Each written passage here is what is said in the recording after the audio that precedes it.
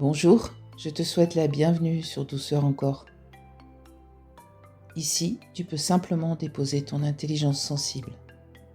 Prends juste un instant pour ralentir, respirer et laisser place à une réconciliation intérieure.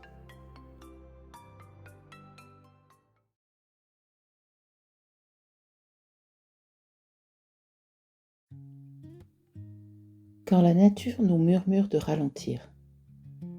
Il y a quelques jours, je marchais dans mon jardin. La canicule avait laissé son empreinte. Les feuilles semblaient plus discrètes. Les fleurs retenaient leur élan. Les haricots s'accrochaient doucement à leur tipi de bois, comme s'ils avaient choisi de préserver leur force plutôt que de lutter contre ce qui les dépassait.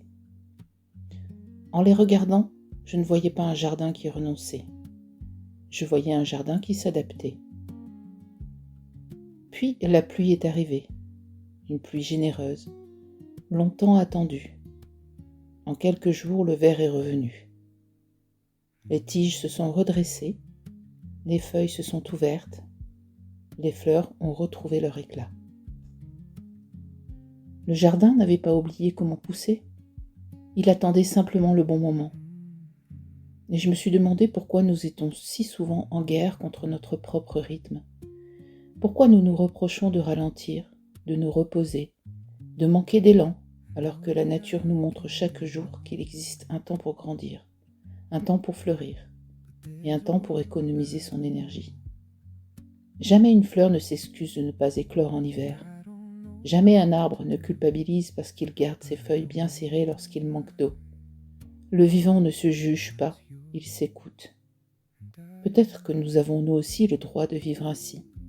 Peut-être que certains jours ne sont pas faits pour conquérir le monde, mais simplement pour prendre soin de ce qui, en nous, cherche encore un peu de fraîcheur.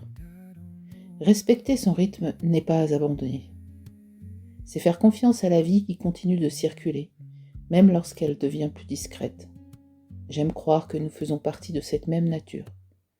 Alors lorsque je sens mon corps ralenti, j'essaie de ne plus lui demander d'être un printemps en pleine canicule. Je lui offre un peu d'eau, un peu de repos, un peu de douceur, parce que je sais qu'un jour, lorsque les conditions seront de nouveau favorables, il retrouvera naturellement son élan. Et peut-être que la plus belle leçon du jardin est celle-ci. Le vivant ne se force jamais. Il avance au rythme des saisons, et c'est précisément ainsi qu'il continue de grandir.